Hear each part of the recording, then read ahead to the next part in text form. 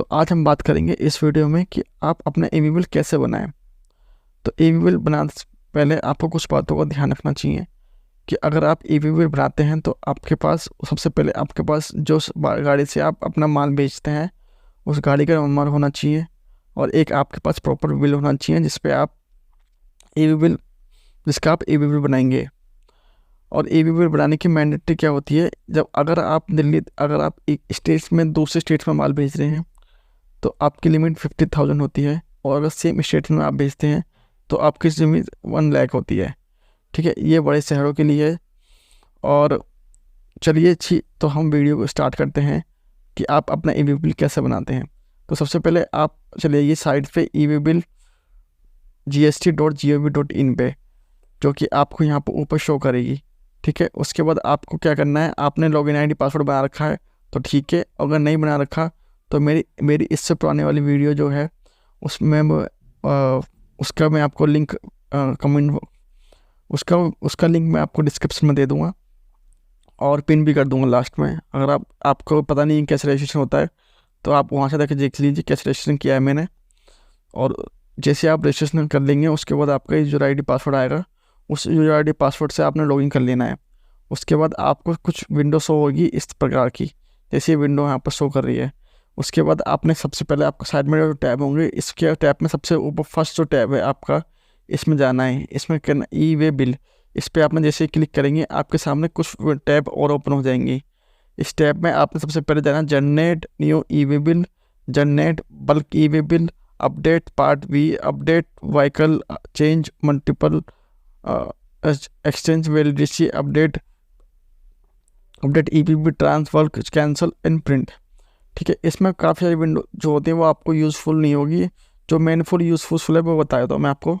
Generate new bill, इसमें आपने जब आप सिंगल ईवी बिल बनाते हैं तो उस केस में आप इसका इस्तेमाल करेंगे जनरेट बल्क। मान लीजिए आप काफ़ी सारा बल्क में ईवी बिल बनाते हैं, आपके काफ़ी सारे बनाने होते हैं एक साथ, तो आप इस टैब का इस्तेमाल करेंगे।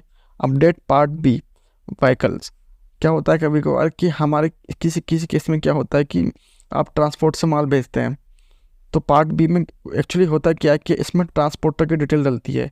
तो पार्ट बी में क्या होता है कि इसमें व्हीकल की डिटेल डलती है कि गाड़ी का नंबर क्या था, कौन से ट्रांसपोर्ट से आप माल भेज रहे हैं। तो मेजरली केस में क्या होता है कि हमें पता नहीं होता कि हम कौन सा व्हीकल से साथ भेजेंगे, क्योंकि वो जब आप बिल्टी लगवाएंगे बिल्टी जाएगी, उसके बाद किस ट्रक में ये माल जाएगा वो आपको भी नहीं पता होता है। तो इसमें क्या होता है कि जो ट्रांसपोर्टर वाले होते हैं वो खुद ही अपडेट कर देते हैं आपके ईवी बिल नंबर से कि हमने कौन सी गाड़ी में भेजा है। ये कभी कभार यूज़ होता है। ठीक है, तो अब ये हो गया चेंज। और जो लास्ट में आ गया ये क्या, आप कैंसिल और प्रिंट। मान लीजिए आपका कभी कभार आपने क्या कहते हैं कि आपने बिल बनाया लेकिन वो बिल कैंसिल हो गया या पार्टी ने कुछ बोल दिया, तो आप उसको आप उसको कैंसिल कर सकते हैं। और प्रिंट ईवी बिल, अगर आपको वही प्रिंट दोबारा ईवी बिल करना है तो यहाँ से प्रिंट कर सकते हैं। ठीक है, ये हो गया यहाँ से। तो सबसे पहले हम जाएंगे generate new EV bill pay, इस पर हम new EV bill pay click करेंगे। जैसे आप generate new EV bill pay क्लिकेंगे आपके सामने ऐसी विंडो ओपन होगी। उसमें क्या होगा, सबसे पहले आपका नाम शो करेगा, नीचे ईवी बिल फॉर्म टाइप करेगा, इसमें आप सबसे पहले आपको शो करेगा ट्रांजेक्शन डिटेल्स। इसमें सप्लाई टाइप में होता है आउटवर्ड, एक होता है इनवर्ड। आउटवर्ड मीन्स कि आपने सेल करी है, इनवर्ड मीन्स होता है कि आपने परचेज करी है। ठीक है, एक होता है supply export job work SQD recipient note for. ठीक है, इस टाइप के सब टाइप होते हैं, मोस्टली आपको ज़्यादा यूज़ नहीं होते हैं। मैं जो आपको बताता हूँ वो बताता हूँ। ठीक है, ईवी बिल का केस में क्या होता है कि जो परचेस करता है परचेसर भी ईवी बिल बना सकता है, जो सप्लायर होता है वो भी बना सकता है। तो मोस्ट प्रोबेबली क्या होता है कि सप्लायर ही बनाता है क्योंकि उसको माल भेजना होता है, क्योंकि बीच में जो आपके जो ट्रांसपोर्टर वाले डिपार्टमेंट वाले होते हैं वो ना पकड़ें और चेकिंग वगैरह के टाइम पे। तो उस टाइम पे मोस्टली लोग जो सेलर ही होते हैं वो भी बना के देते हैं। और इन केस अगर सेलर ने नहीं बनाया है तो जो परचेज़ करता है वो भी बना सकता है कि अगर मान लो वो आपकी शॉप से माल परचेज़ करके लेके जा रहा है तो वो भी बना सकता है अपनी साइड से जाके। तो अगर आप परचेज़ करते हैं तो इनवर्ड लेना और अगर आप सेल करें तो आउटवर्ड लेना। उसके बाद सप्लाई टाइप आ गया। सप्लाई टाइप में आपका नॉर्मल सप्लाई है, आपके गुड्स वगैरह हैं तो आप सप्लाई ले लेना। और एक्सपोर्ट और जॉब वर्क, ठीक है, मोस्टली के जो सप्लाई अगर आप गुड्स वगैरह ले रहे हैं सप्लाई वरना जॉब वर्क। उसके बाद क्या करना है, उसके बाद जैसे आप नीचे आएंगे इसमें आपका डेट ऑटोमेटिकली शो करेगा। उसमें आपको डेट ऑटोमेटिकली शो करेगा। अब इसमें डॉक्यूमेंट नंबर में आपने क्या डालना होता है, इसमें आपने डालना होता है कि कौन सा इनवॉइस आपने बनाया है। जो आपका इनवॉइस नंबर होता है वो आपको डॉक्यूमेंट नंबर में डालना होता है।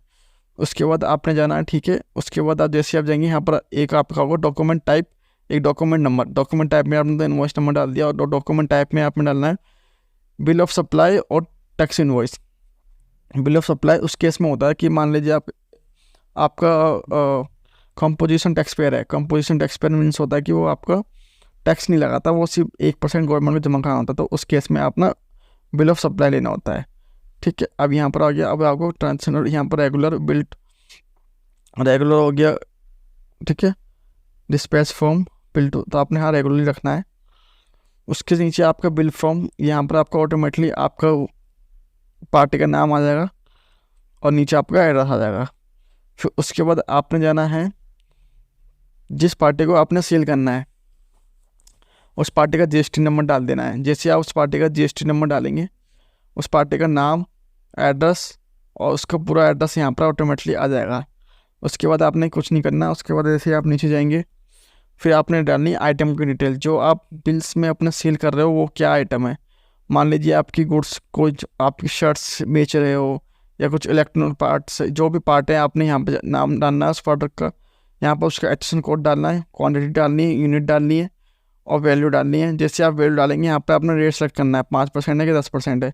रेट सेलेक्ट करने के बाद ऑटोमेटिकली IGST अपने आप आ जाएगा, ठीक है। जैसे आप ये पार्ट हो गया, आइटम डिटेल में आपने पूरा फिल कर देना है। अब जिस केस की मैं पार्ट बी की बात कर रहा था वो पार्ट बी यहाँ पर है, जिसकी ट्रांसपोर्टर डिटेल्स में आपने ट्रांसपोर्टर की जो ID है वो डाल देना है, कितना किलोमीटर वो ऑटोमेटिकली शो कर जाएगा, ठीक है। ट्रांसपोर्टर नेम, यहाँ पर ट्रांसपोर्टर का नेम डाल देना। वो यहाँ जैसे आप उसका GST नंबर डालेंगे, यहाँ पर ट्रांसपोर्टर ID में उसका GST नंबर डालना होता है। जैसे आप GST नंबर डालेंगे उसका नाम ऑटोमेटिकली यहाँ पर आ जाएगा। और जैसे आप यहाँ पर जब किलोमीटर, जो अप्रोक्स किलोमीटर यहाँ से ये अपने आप आ जाएगा। जब आप यहाँ पर उसका जिस पार्टी को आप सेल कर रहे हैं उस पार्टी का GST नंबर डालेंगे तो ये डिस्टेंस अपने आप पकड़ लेगा ऑटोमेटिकली, आपको डालने की जरूरत नहीं है। और अगर नहीं आता है जिस केस में, तो आप अपना मैप से कैलकुलेट करके डाल सकते हैं, खुद मैनुअली भी डाल सकते हैं। अब आ गए यहाँ पर पार्ट बी के केस में, हमारे केस में होते हैं 4। एक तो होता है रोड्स, इससे आप रोड से आते हैं, रेल, एयर और शिप आए, ठीक है। ये हो गया। तो आपने अगर रोड से डालेंगे तो आपने क्या करना है, उस बाइक का नंबर डालना है। रेल से डालेंगे तो रेल की स्लिप होती है, RR नंबर होता है वो डालना है और डेट डालनी है, ठीक है। एयर से जाएगा तो एयर व्हील नंबर डालना और डेट डालनी है, ठीक है। और शिप टू रेल, या मान लीजिए आपका यहाँ से जाना है और फिर आपको जाना है रेल के अंदर, तो आप यहाँ से डाल दीजिए, ठीक है। जैसे आप सब कुछ डालेंगे उसके बाद आपने करना है सबमिट, प्रीव्यू करना है, फिर सबमिट करना है।